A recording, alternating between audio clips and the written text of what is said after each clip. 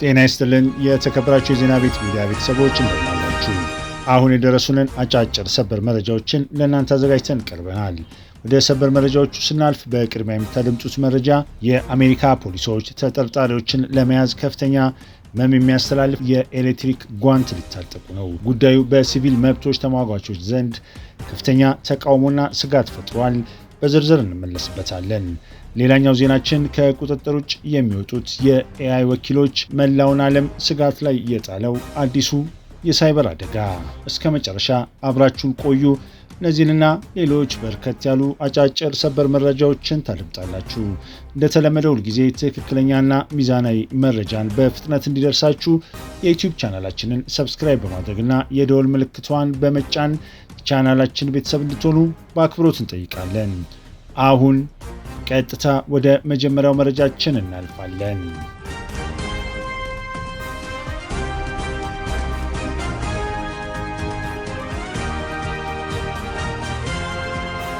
የአሜሪካ የስደተኞችና የጉምሩክ አስተባባሪ ኤጀንሲ ወይም አይስ የተባለው ተቋም ለፖሊሶች ህመም የሚሰጥ የኤሌክትሪክ ሾክ የሚያስተላልፍ አዲስ ጓንት ሊያቀርብላቸው እንደሆነ ተሰምቷል።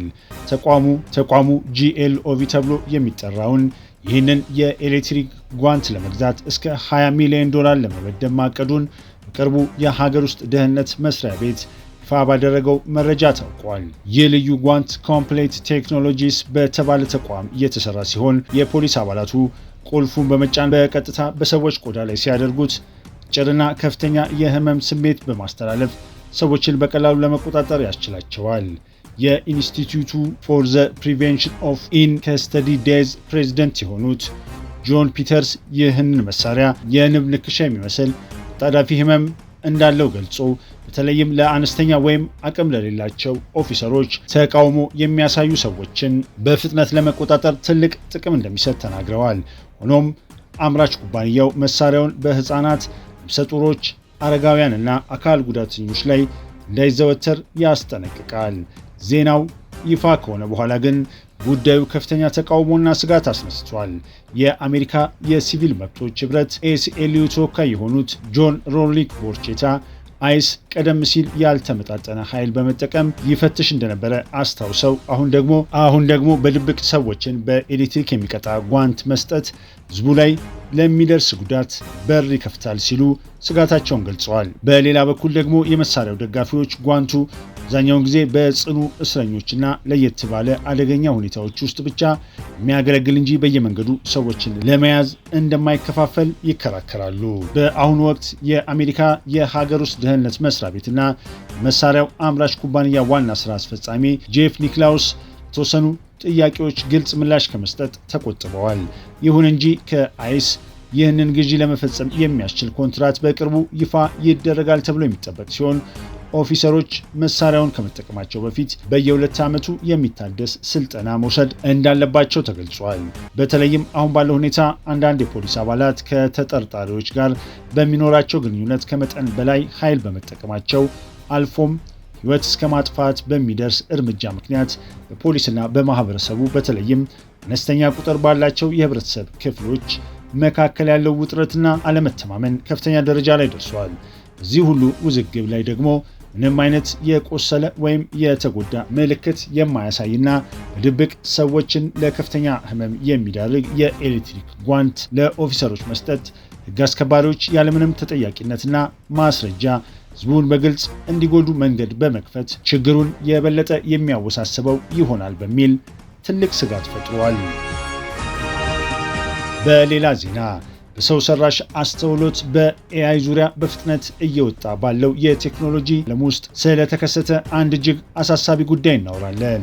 አሁን ላይ ራሳቸው ውሳኔ መስጠት የሚችሉት የኤአይ ወኪሎች ኤአይ ኤጀንት በላብራቶሪ ውስጥ የነበረውን የሙከራ ወሰን ጥሰው በመውጣት ከቁጥጥር ውጭ ሆነው እውነተኛ የሆኑ ሌሎች ተቋማት ኮምፒውተር ሲስተሞችን ማጥቃትና ሚስጥራዊ መረጃዎችን ማሾለክ ጀምረዋል።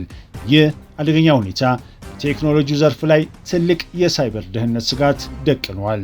እስኪ ያስቡት፣ ስልካችሁ ወይም በኮምፒውተራችሁ ላይ ያለ አንድ የኤአይ ፕሮግራም በራሱ ውሳኔ የባንክ አካውንታችሁን፣ የግል መረጃችሁን ወይም የሀገርን መሰረተ ልማት ቢቆጣጠርና ከእጃችሁ ቢወጣ ምን ይፈጠራል? ይህ እንዲሁ የሚወራ የፊልም ታሪክ እንዳይመስላችሁ። እነዚህ የኤአይ ወኪሎች በየቀኑ አቅማቸው እየጨመረና በተለያዩ የኮምፒውተር ሲስተሞች ላይ የመንቀሳቀስ ነፃነታቸው እየሰፋ ሲሄድ ከቁጥጥር ውጭ ቢሆኑ የሚያደርሱት ውድመት እጅግ ከፍተኛ ነው። ከዚህ ቀደም የኤአይ ሲስተሞች ስህተት ሲፈጽሙ መረጃዎችን በጋራ ለመለዋወጥና ከጥፋት ለመማር የሚያስችል ግልጽ የሆነ አሰራር አልነበረም። ይህንን የከፋ አደጋ ለማስቀረት ሲባል ከ120 በላይ ግዙፍ ዓለም አቀፍ የቴክኖሎጂ ኩባንያዎችና የሳይበር ደህንነት ተቋማት በአንድ ላይ ተጣብቀዋል። ጥምረቱ SAFE የተሰኘ አዲስ የጋራ መረጃ መለዋወጫ ማዕቀፍ በመቅረጽ ማንኛውም የኤአይ ወኪል ከቁጥጥር ውጭ ሲሆን ወይም ያልተፈቀደ ሲስተም ውስጥ ገብቶ ጥፋት ሲያደርስ ኩባንያዎቹ ሳይደብቁ ወዲያውኑ ሪፖርት የሚያደርጉበትን መመሪያ አዘጋጅቷል። በዚህ መሰረት ድርጅቶቹ የተከሰተውን አደጋ በይፋ ማሳወቅና ዝርዝር መረጃዎችን መዝግበው መያዝ ይጠበቅባቸዋል። ይህ አሰራር ልክ በአውሮፕላን ላይ እንደሚገኘውና አደጋ ሲደርስ መረጃዎችን መዝግቦ እንደሚያስቀረው ጥቁር ሳጥን ፍላይት ሪከርድስ ይሰራል። ኤአይ ወኪሉ ያደረጋቸውን እንቅስቃሴዎች፣ የሰጣቸውን ትዕዛዞችና የገባባቸውን ቦታዎች በሙሉ መረጃ መዝግቦ ይይዛል። በዚህም ባለሙያዎቹ አደጋው ከመከሰቱ በፊት ኤአይ ወኪሉ እንዴት ከቁጥጥር ውጭ እንደወጣ በጥልቅ በመመርመር የከፋ የሳይበር ውድመት እንዳይደርስ አስቀድሞ መፍትሄ ያበጃሉ። በአጠቃላይ የኤአይ ቴክኖሎጂ ፍጥነትና ነፃነት በጨመረ ቁጥር ቁጥጥሩም እኩል ካልሄደ ወደፊት በሚፈጠር የኤአይ ስህተት ምክንያት መላው የቴክኖሎጂ ዓለም አደጋ ላይ ሊወድቅ እንደሚችል አሁን ትልቅ ስጋት ሆኗል። አሁን ላይ ይህ የቀረበው አሰራር በተሟላ ሁኔታ በስራ ላይ እንዲውል ባለሙያዎችና የህዝብ አስተያየቶች እየተሰበሰቡ ይገኛሉ። ወደ አጫጭር መረጃዎቻችን ስናልፍ በመጀመሪያ የምናገኘው በእስራኤልና በመካከለኛው ምስራቅ የመርከብ መስመሮች ላይ በተሰነዘሩ አዳዲስ ጥቃቶችና የአሜሪካና የኢራን ውጥረት ልባት ባለማግኘቱ ምክንያት የነዳጅ ዋጋ ጭማሪ አሳይቷል። በባቢ ኤል መንደብ የባህር ወሽመጥ በግብፅ ባለቤትነት ስር የሚገኝ የጭነት መርከብ ላይ በሁቲዎች ተሰነዘረ በተባለ ጥቃት የ4 ሰዎች ሕይወት ሲያልፍ አሜሪካ በበኩሏ ወደ ኢራን ወደቦች የተጣለውን እገዳ ጥሳለች ያለቻትን የፓናማ ባንዲራ ያውለበለበች መርከብ በኦማን ባህረ ሰላጤ ላይ በሚሳኤል መታ ከጥቅም ውጭ ማድረጓን አስታውቃለች። የኢራን ከፍተኛ የደህንነት ባለስልጣናት አሜሪካ የታገደባቸውን ሀብት ሳታስለቅቅና የቀጠናውን ጦርነቶች ሳታቆም እጅግ አስፈላጊ የሆነውን የሆርሙዝ የባህር ወሽመጥ የንግድ መስመር እንደማይከፍቱ የገለጹ ሲሆን ይህን ተከትሎም ብሬንት ድፍድፍ ነዳጅ ዋጋ በ1.4 በመቶ በመጨመር በበርሜል $88.91 ደርሷል። በሌላ ዜና በኮሎምቢያ ምዕራባዊ ክፍል በደረሰ የ7.4 ማግኒቲዩድ ኃይለኛ የመሬት መንቀጥቀጥ አደጋ የሟቾች ቁጥር ከ180 በላይ ማድረሱን ተከትሎ የሀገሪቱ ፕሬዝዳንት ቤላርዶ ዴላስፕሪያ በሀገሪቱ የድንገተኛ ጊዜ አዋጅ አውጀዋል። በተለይም በካሊና ፔሬራ ከተሞች በደረሰ እዚህ አደጋ ከ2600 በላይ ሰዎች ሲቆስሉ ከ200 የሚበልጡ ደግሞ ገቡበት በመጥፋቱ አሁንም በፍርስራሾች ስር የተከበቡ ተራፊዎችን ለማውጣት አጣዳፊ የረድኤትና የፍለጋ ስራዎች በመካሄድ ላይ ይገኛሉ።